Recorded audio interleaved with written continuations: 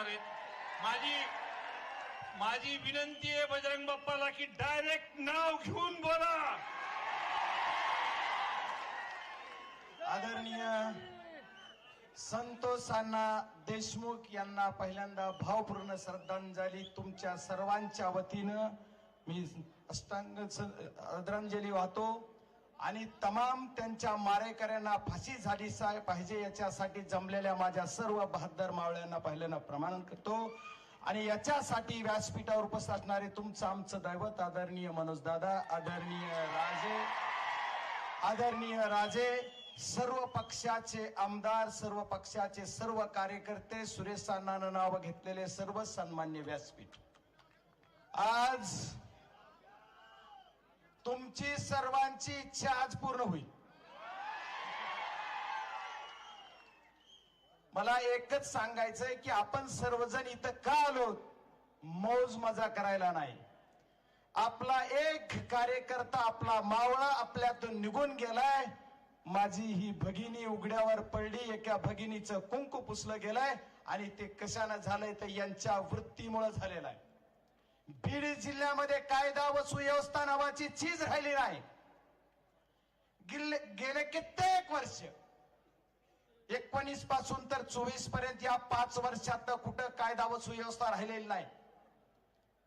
आदरणीय सुरेश अण्णांनी सांगितलं, संदीप भैयांनी सांगितलं की बऱ्याच काही मुद्दे मांडले, पण मी तमाम महाराष्ट्राला तुमच्या सर्वांच्या साक्षीने सांगणार आहे की संतोष अण्णा देशमुख सारखा एक सोजळ असा सरपंच, एक तरुण सरपंच, अरे त्याने कधी विरोधकाला, राजकीय व्यासपीठावर विरोध करणाऱ्या माणसाला सुद्धा त्याचा कधी हेवा वाटला नाही. आपलासा वाटणारा आमचा संतोष अण्णा घालवायचं काम पाप तुम्ही या परळीवाल्यांनी केलंय हे सर्व उघड आहे. अरे याच सर्वांचं मूळ कुठं आहे?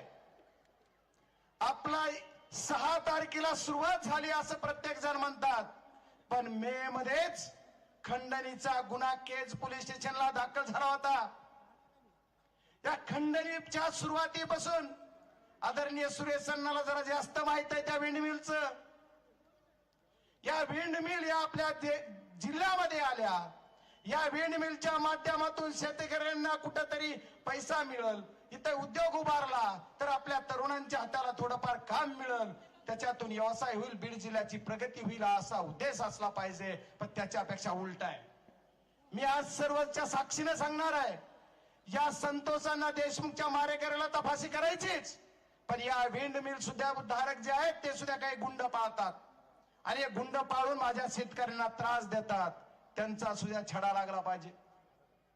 गेले कित्येक दिवस झालं, आज 20 दिवस झालं आपण ज्या कामासाठी झटतोय, ज्या दिवशी 9 तारखेला 3:24 याचं अपहरण केलं गेलं, त्या क्षणापासून मला 4:10 फोन आला. तेव्हापासून आतापर्यंत आपण सर्वजण लढतोय, तरी पण फक्त आश्वासन मिळलं जात आहे की आरोपीला आम्ही अटक करणार.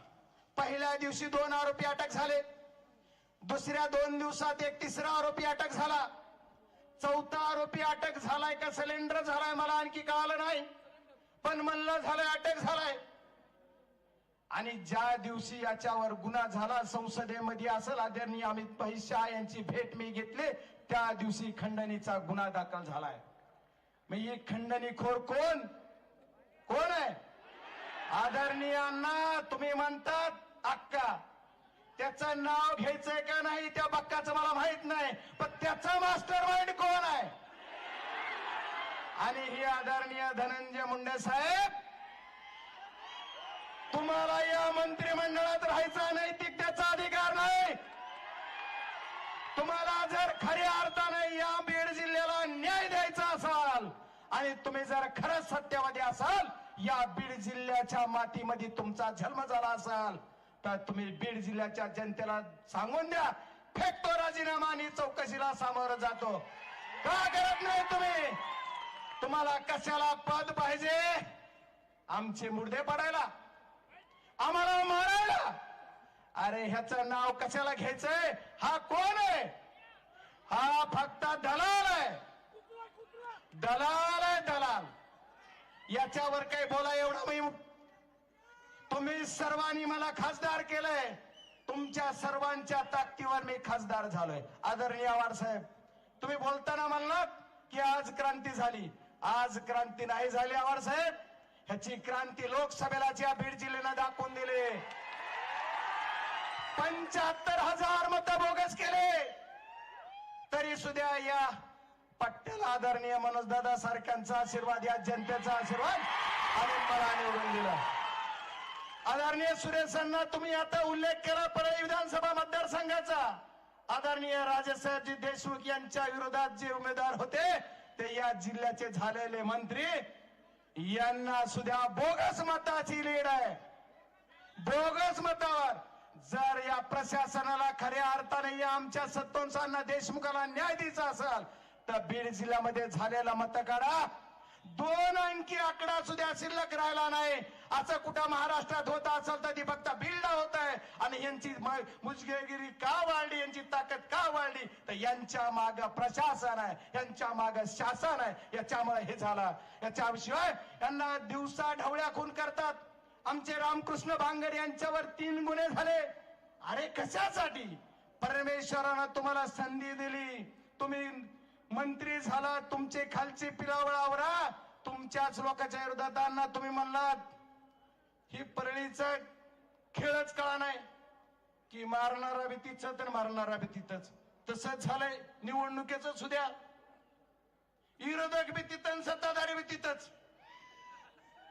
कारण त्याचं असं आहे की काही बी झालं तर ही जी आमच्या विरोधात येतात ना कुठंतरी त्यांच्या उंचीप्रमाणे, ते काय म्हणतात, भाऊ काय आणि ताई काय दोघंही आमचेच. काय जाती धर्माचा विषय? कुणीतरी म्हणलं या प्रकारात जात आणू नका. इथं एका जातीचा माणूस नाही, इथं एका पक्षाचा माणूस नाही. भारतीय जनता पार्टीचे सध्या 2 रनिंग आमदार इथं आहेत.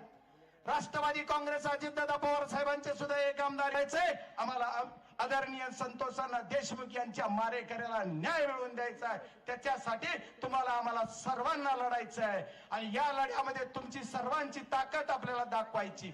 आदरणीय मुख्यमंत्री महोदयांनी सांगितलं की मी पकडणार, मी न्याय देणार. आदरणीय आमच्या अभिमन्यू पवार साहेब म्हणले, अण्णाही म्हणतात, अण्णा कधी पकडणार सांगा तर एकदा. की 20 दिवस झाले, 20 दिवसात का पकडलं जात नाही? कायद्यापेक्षा पोलिसापेक्षा हा जो मोठा आहे का? हा जो ज्याचं नाव तुम्ही घ्या म्हणतात तो त्याच्या घरातच बसलाय. बीडच्या एसपी साहेबाला माझं म्हणणं आहे त्याच्या घर तपासा, घरातच तुम्हाला तो सापडला पाहिजे. छाईर तुम्हाला सांगतोय, तरी सुद्धा हे पोस्ट एसपी का जात नाहीत? अरे ज्या डीवायएसपी कडे कालपर्यंत तपास होता, डीवायएसपी साहेब तुम्ही कधी गेलात त्यांच्या घरी? अरे कशाला? अरे कुणाचं धनंजय मुंडे साहेबाचं नाव घेतलंय, मला ह्याची नाव घ्यायची लायकी आहे का? कुणाचं नाव घ्यायला होतं? बीड जिल्ह्याच्या खासदारला.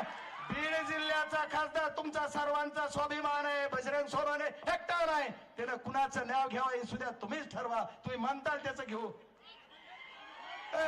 अरे या सर्वांच्या या गुन्हेगाराचं, दरोडेखोराचं, दलालाचं नाव माझ्या जिभेतून कशाला घेता?